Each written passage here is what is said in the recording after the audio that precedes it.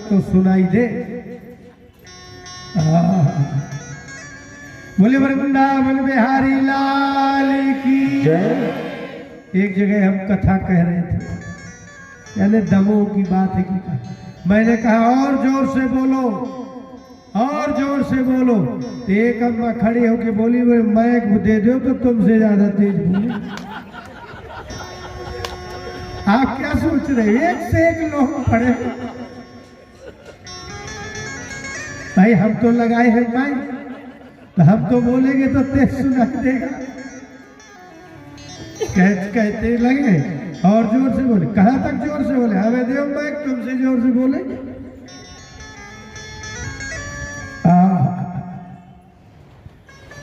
भगवान ने अद्भुत लीलाएं की है,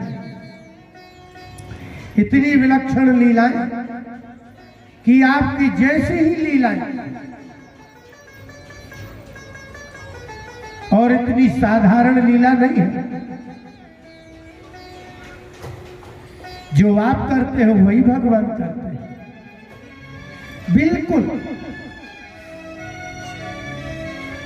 जैसे आप सोते हो, खाते हो, पीते हो, हंसते हो, रोते हो, ऐसा ही भगवान करते हैं। लेकिन आपके करने में और भगवान के करने में अंतर ये है,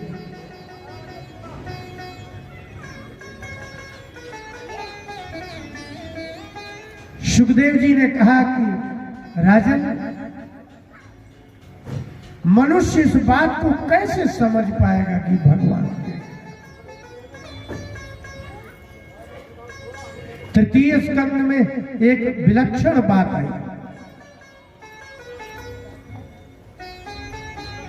विदुर जी महाभारत होने के बाद जब लौट के आए तो भगवान ने भी स्वधाम गमन कर लिया था, और इतने में उद्धव जी मिले तो बहुत रो रहे थे, बहुत।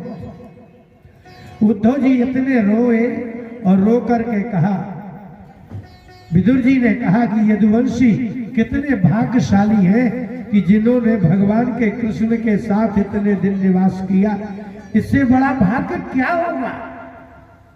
उद्धव जी बोले, इसमें भाग्य की क्या बात है, संसार में सबसे बड़े अभागी तो यादव ही थे। दुर्भागा दुर्भागा बतलो को यदवः नितरामपि यम संवसन्तो हरिं न विदुः मीनाय वोडुपम्। उद्धव जी ने कहा कि संसार में सबसे अधिक अभागी दुर्भागी तो वो है यादव, क्योंकि जिनके पास खाते पीते सोते रहे उन लोगों ने ही भगवान को नहीं जान पाया कि ये भगवान है। तो कौन जानते हैं? श्री कृष्ण गोविंद हरे मुरारे, हे नाथ नारायण वासुदेवा। भगवान को तो वो नहीं जानते जो साथ में रहते।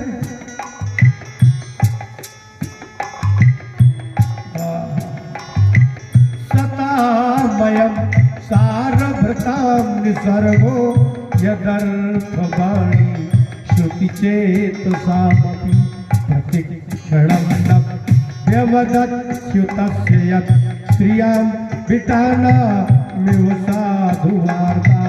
श्री कृष्ण गोविंद हरे मुरारे, हे नाथ नारायण वासुदेवा।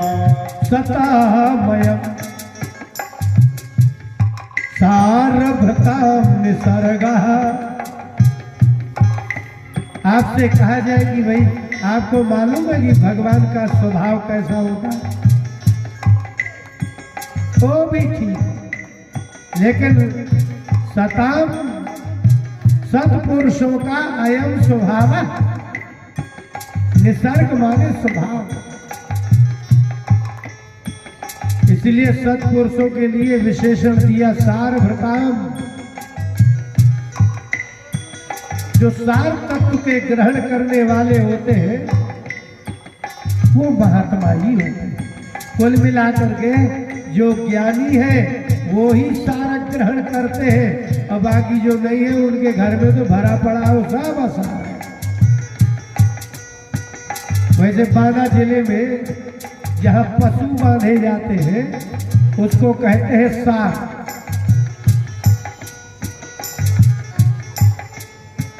जहाँ पशु बांधे जाते हैं वह सार कहा जाता है।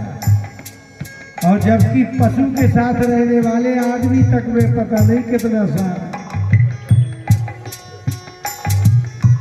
आपने देखा होगा गाय भैंस चराने वाले रोड में मिलते हैं, इसलिए कहते हैं जैसी संगति होती है वैसे ही गुण आता है।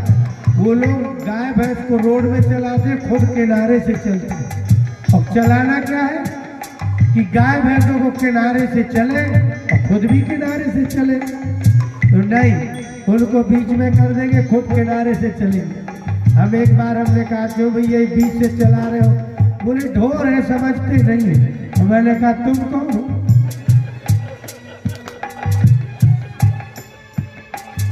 बोले कह रहा ढोर है, हाँक लो चले जाओ। इसलिए महात्माओं को लिखा है महात्मा सार व्रत। आप 10 मिनट नहीं 10 घंटे बात करिए, लेकिन महात्मा मुश्किल से आपकी 5 मिनट की बात को ही ध्यान देंगे। उसमें भी कोई सार तत्व होगा तो। और जो जैसे रोज आप बकते रहते हो ऐसे में तो सुनते ही नहीं, बहरे हैं।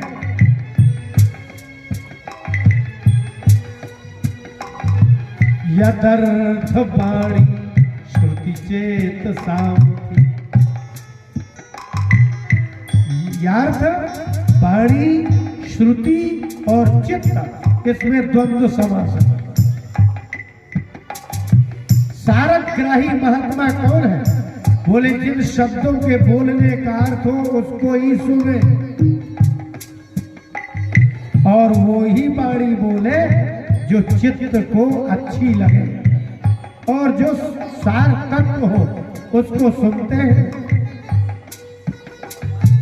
प्रत्येक क्षण नव्यवदच्युतस्य यत्। रोज रोज कथा क्या सुनना? लोग कहते हैं वही तो कथा है, फिर कृष्ण बलराम आएंगे, फिर ये होगा।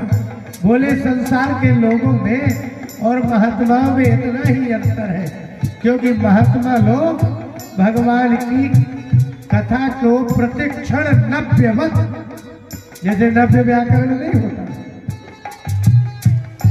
नवीन के समान मानते हैं।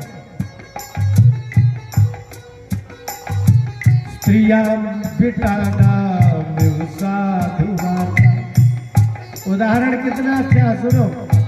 जैसे कोई पुरुष को कोई स्त्री अच्छी लगने लगे, विटमाने कामी, तो अभी उसने जो सवेरे बात की है 1 घंटे, वो दोपहर को 4 घंटे भी करेगा और कुल मिला के 1 साल तक करता रहेगा, लेकिन बात वही करेगा, लेकिन मन नहीं थकता। विटाना में वो साधु वार्ता। जैसे स्त्री प्रेमी पुरुषों को स्त्रियों की वार्ता वही वही वही वही सदा प्रिय लगती है, ऐसे भगवान की बात महात्मा को लगती है।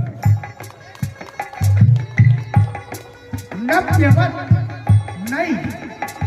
अच्छा, रोज दिन भर बात करते। एक बार हम पति पत्नी थे, कहीं से फोन करना था, तब एसटीडी चलता था, तो ये बोली कि चलो बात कर ले, बता दे। कहीं करना था फोन, लेकिन एक लगे थी वो देवता। ठीक है, स्पष्ट भी नहीं बोलते।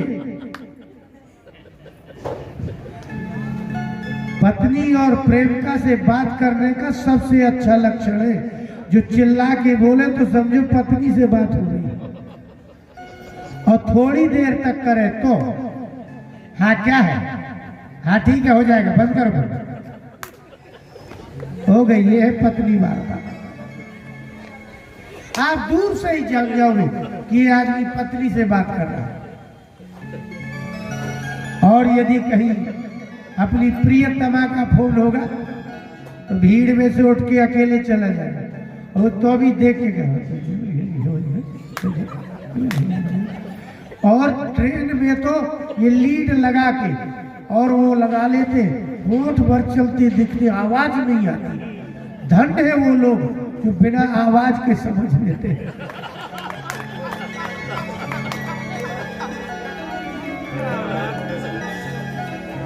माने हम पूरी बुद्धि भी लगा दें तो भी पता नहीं।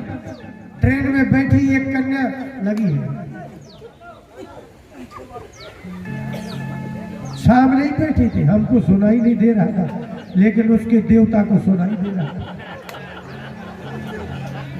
इसलिए सुखदेव जी ने उदाहरण दिया, स्त्रियां बिटाना में साधु वार्ता। जैसे कामी पुरुषों को स्त्रियों की भाषा, चाल, संकेत फुस फुस तक समझ में आता है। फुस फुस समझ रहे हैं ना, हमारे यहाँ जिसको फुसुर फुसुर कहते हैं।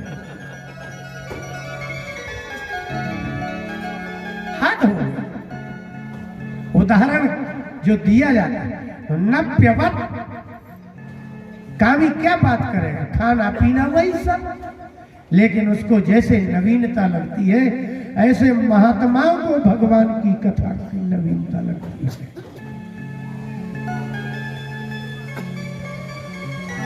एक दिन की घटना है, श्री कृष्ण गोविंद हरे मुरारे, हे नाथ नारायण वासुदेव। अब कृष्ण और बलराम बड़े हो गए, गायों के पीछे जाने लगे, क्योंकि वो बेचारे ग्वाल बाल के ही यहाँ आए थे। यमुना तट पर आए। अच्छा बताओ, इसमें से हाथ उठाओ, वृंदावन कौन कौन गया है?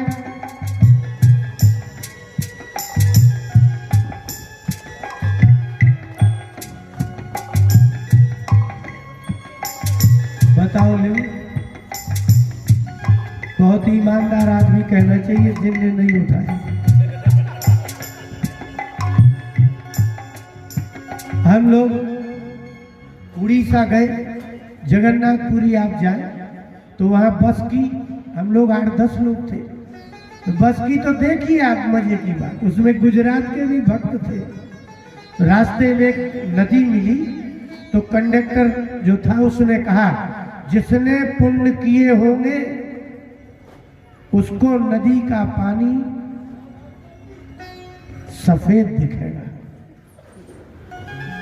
और जिसने पाप किए होंगे उसको लाल दिखेगा। तो अब ये पुल आ रहा है, और जब हम निकल जाएंगे आप पुल से तो सब लोग नदी का दर्शन करो, फिर मैं पूछूंगा। जिसने पाप किया है उसको लाल दिखेगा, जिसने पुण्य किया है उसको सफेद दिखेगा। आगे चली गई बस, कंडक्टर ने कहा किसको किसको लाल दिखा है, एक ने भी हाथ नहीं उठाया, बोले सबको सफेद दिखा। तो पानी तो सफेद ही होता है, तो वहां कोई तैयार नहीं था ये हाथ उठाने को कि हमने पाप किया। इसलिए जिसने वृंदावन देखा है उसको ही ये समझ में आएगा।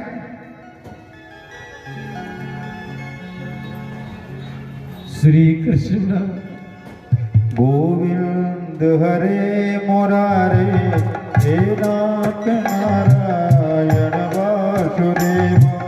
अहो तिरम्यम पुलिनम, पुलिन माने पुल, ये पुल संघाते धातु से बनता है पुल। अहो तिरम्यम पुलिनं वयस्या स्वकेलि संपन्न मृदुलांच बालुकं फुटत सरोगं धरतालिपत्रिका ध्वनि प्रतिध्वा नलसत् ध्रुवाकुलम्। श्री कृष्ण गोविंद हरे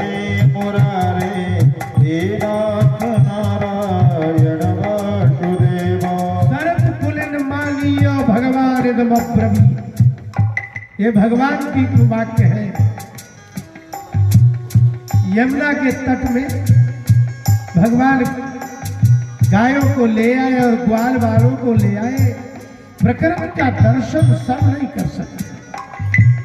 आपको ये फूल दिखते हैं, आप नहीं जानते रमणीयता क्या है। दुखी आदमी को कहीं भी अच्छा नहीं दिखता। भगवान ने कहा, हे ग्वाल वालों, हे वयस्या, अपनी दृष्टि को बदलो। क्या है? अहोति रम्यम पुलिनम वयस्या वयसा तुल्या वयस्या नौ वयो विष धर्म मूल। इससे वयस शब्द से यद प्रत्यय होता है तुल्य अर्थ में। वयसा तुल्या वयस्या, जो आयु के समान हो उसको वयस्य कहते हैं। स्त्रीलिंग में पाणिनि सूत्र लिखा ना, वयसी पृथ्वी। भगवान ने कहा, अरे मित्रों, अहो अतिरम्य पुलिना, ये पुल तो देखो कितना अच्छा लग रहा है। ग्वाल वालों ने कहा, क्या लग रहा है? स्वकेली संपन्न मृदुलाक्ष बालुकम। बालू है तो पत्थर, लेकिन मृदुलांछन पत्थर कैसा है? हमारे यहाँ जब पिंड पराए जाते हैं तो रेणुका जिसे आप कहते हैं, आप उसमें चलिए, आपके पैर में गड़ेगा नहीं। इसलिए भगवान ने कहा, ये पुलिन कैसा है? ग्वाल वालों देखो तो वो, किसी और नदी के तट में जाओगे तो गड़ेगा, पैर में लगेगा, लेकिन यमुना में कि चलोगे तो मृदुलांछ मैंने मृदुलांछ, इसकी कोमलता ही इसका लक्षण है कि यमुना का जल, यमुना का हृदय कैसा होगा, ये इसकी बालू से पता चलता है। जिसकी बालू में इतनी कोमलता है, उस यमुना का हृदय कितना कोमल नहीं होगा।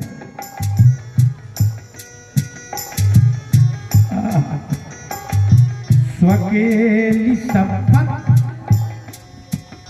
संपत्ति माने संपत्ति, और स्वकेली, केली माने होता है क्रीड़ा। यमुना अपने आप खेलती है, इसको किसी दूसरे की आवश्यकता नहीं पड़ती।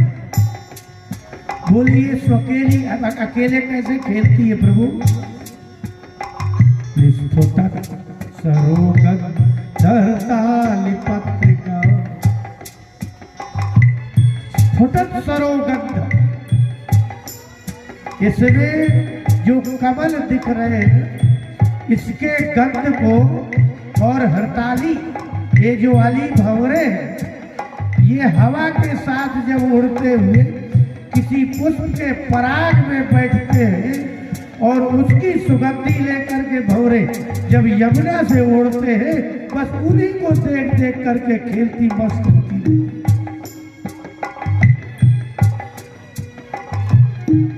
जैसे माँ अपने बच्चों को खेलते देख के प्रसन्न होती है। अरे ये आवाज तो सुनो। बाल बाल बोले, कैसी आवाज? ध्वनि प्रतिध्वनि शत्रुमातुल। इतने घने वृक्ष लगे कि ध्वनि प्रतिध्वनि, एक ध्वनि यमुना निकालती है, अपनी लहरों की कलकल नाद को निकालती है, तो वो ध्वनि वृक्षों में जाती है और वृक्ष प्रतिध्वनि लौटा करके यमुना को देते हैं। कौन है ये? बोले शत्रुमा कुलम। ये वो वाले पेड़ नहीं है जिनको आदमी काट करके और लकड़ी बना के, ये असद नहीं, ये सब परमात्मा के ध्रुव वृक्षों से घिरी हुई अपना। इसलिए हमारे यहाँ क्या कहते हैं, वृंदावन के वृक्ष को मरम न जाने। भगवान बोले कि अब ठीक है, देख लिया? बोले हाँ। बोले चलो गोल घेरा बनाओ।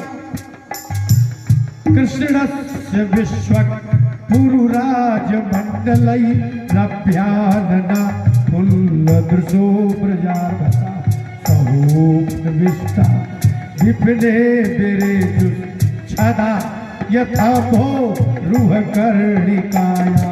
श्री कृष्ण गोविंद हरे मुरारे हे नाथ नारायण वासुदेवा, हे नाथ नारायण वासुदेवा। कृष्णस्य विश्वक पुरुराज मंडलई। कथा यही है, आपको लगे कि भगवान बैठे हो। आप लोग भी इच्छा नवमी के दिन जब आंवले के यहाँ जाते हो तो कैसे खिलाते हो?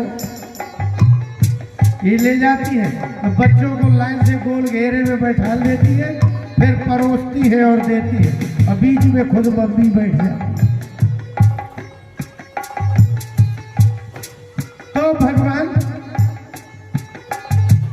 कृष्णस्य विश्वक पुरुराज मंडलई।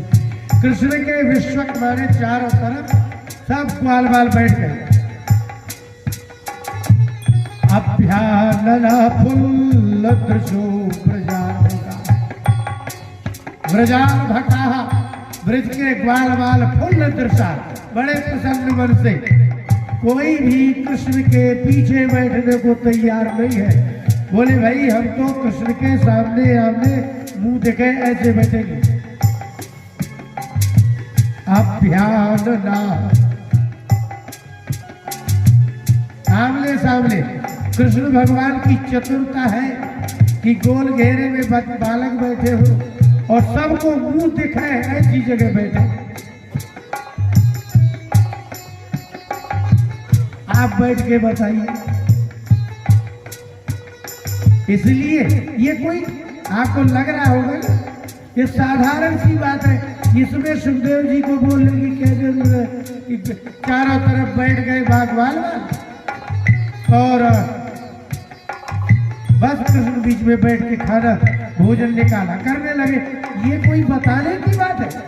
अभी हमने आपको कहा था जो आपको करना है वही भगवान करेंगे, लेकिन आपकी क्रिया में उनकी क्रिया में यही अंतर है। चारों तरफ ग्वाल बाल बैठ गए तो जब हम बीच में बैठेंगे तो पीछे वाले को मुंह तो नहीं दिखेगा, लेकिन चमत्कार ये था कि ग्वाल बालों के बीच में बैठे थे और सबको लग रहा था कि कृष्ण का मुंह हमारे। ये विशेषता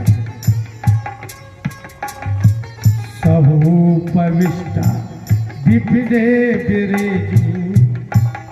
भगवान सहोपविष्टा सबके साथ बैठ गए, लेकिन बैठे कैसे देखिए। छदा यथा भूर कर्णिका। अम्भोर माने कमल, कमल के बीच में कर्णिका जो पीले पीले रहते हैं, और उसके बगल में जो पत्ते हैं छदा वाले होते हैं पत्ता। छादना दीदी छत, वृक्ष को तो कौन ढकते, पत्ते ही तो ढकते। पत्ते के जैसे बाल बाल बैठ गए और कर्णिका के बीच में जो पराग रहता है, मकरंद रहता है, वही कृष्ण है। अब बीच में दिखेगा कि नहीं दिखेगा? सबको दिखेगा। और कृष्ण बैठे ही ऐसे हैं। इसलिए सुखदेव जी ने कहा जैसे कमल के बीच में बैठा हुआ कर्णिका के चारों तरफ पत्ते, हर पत्ते का स्पर्श हर कर्णिका से होता है। इस ढंग से बैठे। श्री कृष्ण गोविंद हरे मुरारे हे नाथ नारायण वासुदेव, हे नाथ नारायण वासुदेव, हे नाथ नारायण वासुदेव। धर्म सम्राट ब्रह्मलीन स्वामी करपात्री जी महाराज ने भागवत सुधा में कहा कि वृंदावन क्या है? वृंदावन एक कमल है।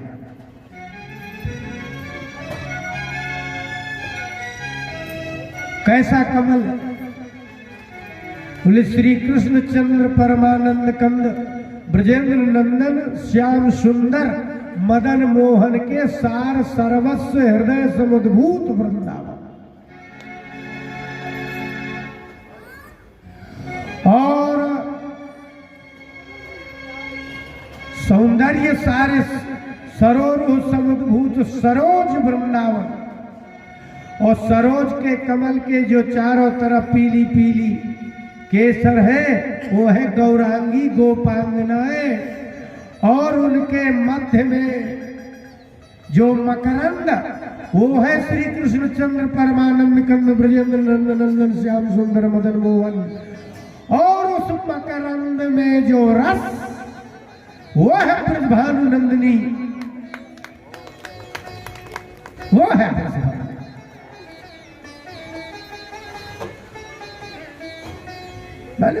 अनुराग सार सर्वस्व, सौंदर्य सार सर्वस्व, माधुर्य सार सर्वस्व, लावण्य सार सर्वस्व समुद्भूत सरोज श्री वृंदावन धाम। और सौंदर्य माधुर्य लावण्य सौगंध सौरस समुद्भूत सरोज वृंदावन धाम में जो पीली पीली कमल में केसर है वो है गौरांगी गोपांगनाएं।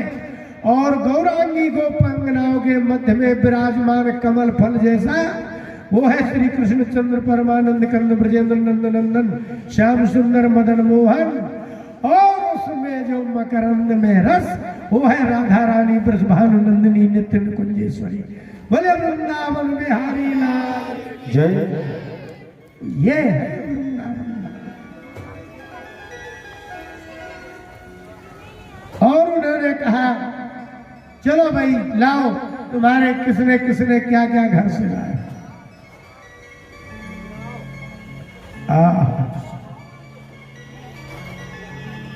सबने अपनी अपनी, बोले बर्तन नहीं तो केचित पुष्प दलई केचित पल्लवई रंग पुरई फलई। वो आनंद ही अलग है। कुछ लोग गए तो पुष्प दल फूलों के गुच्छे तोड़ लाए। और कुछ लोग गए तो पल्लवई ही अंकुरई ही फलई ये सब रख लिया। और सिग्भिर त्वग्भिर दृशद्भिश्च बुभुजु कृतभाज। किसी को कुछ नहीं लिखा मिला तो दृशद भी पत्थरों में पत्थर चौड़े चौड़े पत्थर लेके आ गए। बोले इसी में 2 रोटी रख दो, इसी में अचार रख दो।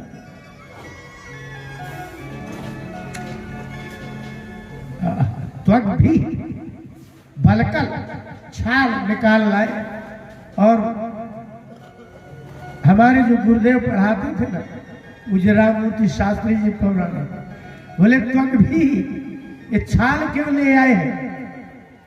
तो बोले ये और कोई छाल नहीं है, ये वो वृक्ष है जिन्होंने कृष्ण के भोजन करने के लिए अपनी त्वचा को समर्पित कर दिया।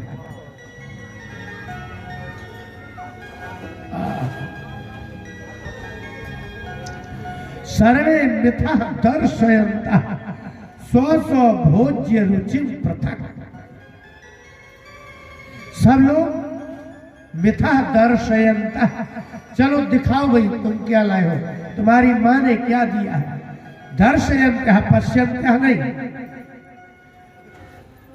देखते हुए नहीं दिखाते हुए खाए। स्व स्व भोज्य रुचि।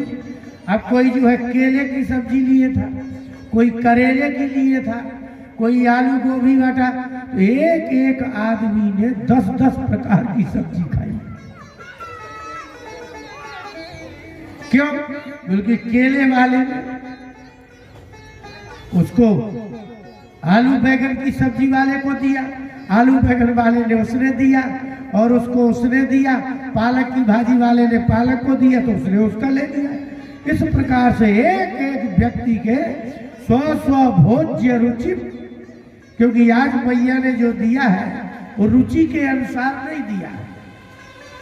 तो देखा कि तुम्हारी रुचि का भोजन किसके पास है, उसका तुम ले लो, और तुम्हारी रुचि का भोजन उसके पास है तो तुम।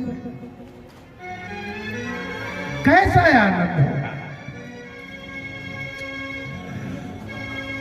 हसंतो हासयन्तश्च अभ्यवजज्रु सहेश्वराः ईश्वरेण सहित सहेश्वरा। माने भगवान के साथ लोग हंस रहे हैं। हसंता हासयन्तश्च, वो लोग एक दूसरे के साथ कुछ हंस रहे हैं और कुछ हंसा रहे हैं।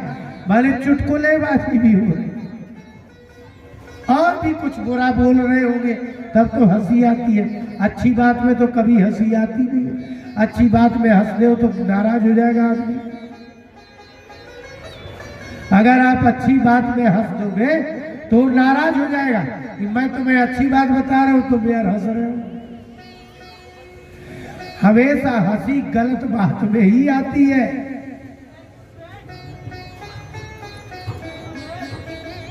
बहुत गजब बात। भगवान कैसे करते हैं। हंसने का मतलब ही है कि कोई किसी की नकल उतार रहा होगा, कोई किसी का कुछ कर रहा होगा, किसी का बर्तन छिपा दिया, किसी का कपड़ा छिपा दिया। भगवान ने कुल मिला करके आपस में हंसते हंसाते भोजन किया। लेकिन ये हंसने हंसाने में एक गड़बड़ हो जाती है। बोले क्या, जो आदमी हंसता है फिर वो अपना काम भूल जाता है। तो जो गाय थी वो चरते चरते कहां चली गई पता ही नहीं चला।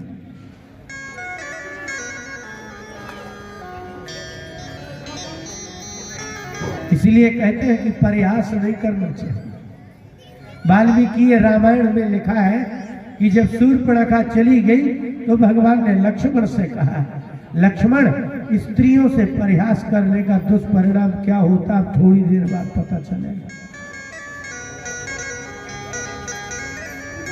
इसलिए प्रयासों न कर्तव्य है। स्त्रियों से मजाक नहीं करने लगे, क्योंकि ये तो बिना मजाक के भिड़ा देती है, फिर मजाक तो पक्का है।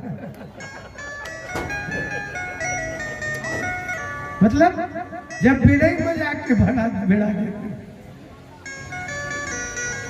हंसने हंसाने में ये बात भूल गए कि हमारी गाय चली गई। लेकिन जब सभी लोग यहां वहां ढूंढने लगे, तार दृष्ट्वा भय